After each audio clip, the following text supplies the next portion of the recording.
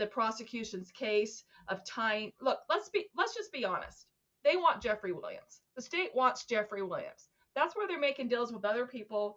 They want the head, they want the lead, and they want him. And so here Sledge is going to testify, and it's not going to be good facts for Jeffrey Williams. Yeah, so he got 15 years probation. People might be looking at that and saying it's so lenient. I will be of the opinion that, like you said, they need several of these members to testify against the head of this organization, the alleged head, or it could also be that the case they have against some of these members might not be as strong as they need it to be. And if you charge 28 people and the cases are weak against some and strong against others, the whole case could fall apart. We've seen that happen before. Now that's a possibility. Let's go to Antonio Sumlin. What do we know about him? Yes. Do you understand that you are not allowed to possess or use a firearm while on probation? Yes, ma'am. Do you understand that you are not a United States citizen? A guilty plea conviction will affect your immigration status and will result in deportation, just like a conviction at a trial would, and that this is true regardless of any advice by your attorney or anyone else. You can get deported. Are you a U.S. citizen? Oh, yes, ma'am. Okay, so what do we know about Antonio Sumlin, Kathy? So Antonio Sumlin, aka Obama, is his street name. He takes a plea, also is only just sentenced to probation. A lot of people are talking about these sweet deals these guys are walking out on. Could it be a sweet deal? Maybe. Can members of this alleged gang stay clean for 15 years and not violate probation? 15 years is a long time. So I see talk about that on social media sites that it could be prosecutors think that they're going to end up back behind bars at some point anyway. So Sumlin pleaded guilty to the Rico Act, which all of them are charged with, 2 counts of conspiracy to commit a crime and participation in a street gang, and he also will testify. Now, these ones that like I said, the ones that will test. Now, I have to just say this: the prosecutor words this very interesting when she reads out the plea deal. It's if you are called to testify at any time. I will say that we don't have any guarantees that every single one of these people that took a plea will be called to testify. And we do know that some probably won't, because at least one has been given the right to invoke the fifth, as far as I could tell, on everything.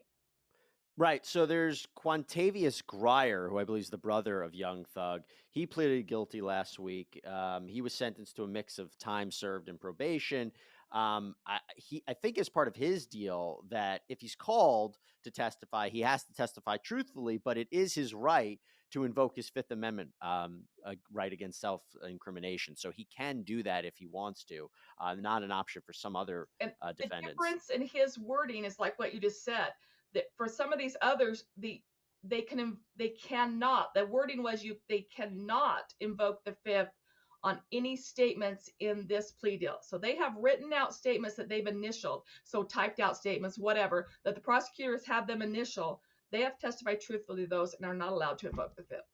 And then we have Trontavious Stevens. You also acknowledge that on February 4th, 2021, you participated in a group chat with fellow YSL founder Jeffrey Williams, aka Young Thug, and YSL associates Wooney Lee, aka Slime Life Shorty, wherein Jeffrey Williams stated, "YSL rule the world, kid. Y'all just start bringing me the money. Man, y'all stop playing with me." Do you acknowledge that? Yeah.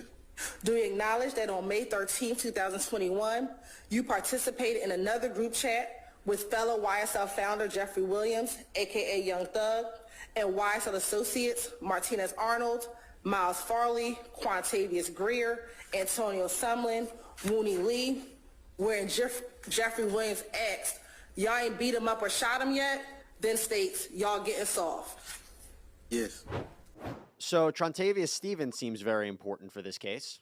There's a problem. They have group chats. They have group chats that Jeffrey Williams is in, saying things like, "You haven't shot him yet? You all are getting soft."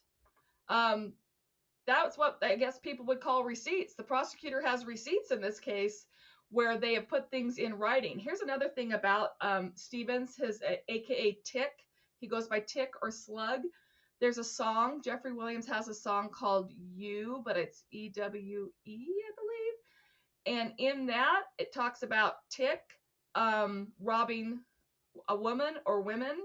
And in the plea deal, the prosecutor has him acknowledge that he has been accused of and or charged of robbing women in the past. This is important because prosecutor wants to bring in song lyrics. The song lyrics that Young Thug has used, this is a big sticking point, and it's still an outstanding motion by the defense that has not been solved yet because they went to argue this motion last week, and as a side note, there was a COVID outbreak in the jail where all these guys are, and a bunch of them are COVID positive and or in quarantine. So because of that, they couldn't have this hearing on the motion. Song lyrics, can they use song? Is song lyrics real life, or is it just artistry? But they are tying this specific one with Tick to the song lyrics about at least committing a crime of robbing women. Yeah, even people in the hip hop community have been very against using rap lyrics in criminal cases. But Fannie Willis, who is the district attorney for Fulton County, Georgia, says if you decide to admit your crimes over a beat, I'm going to use it. Let's move on.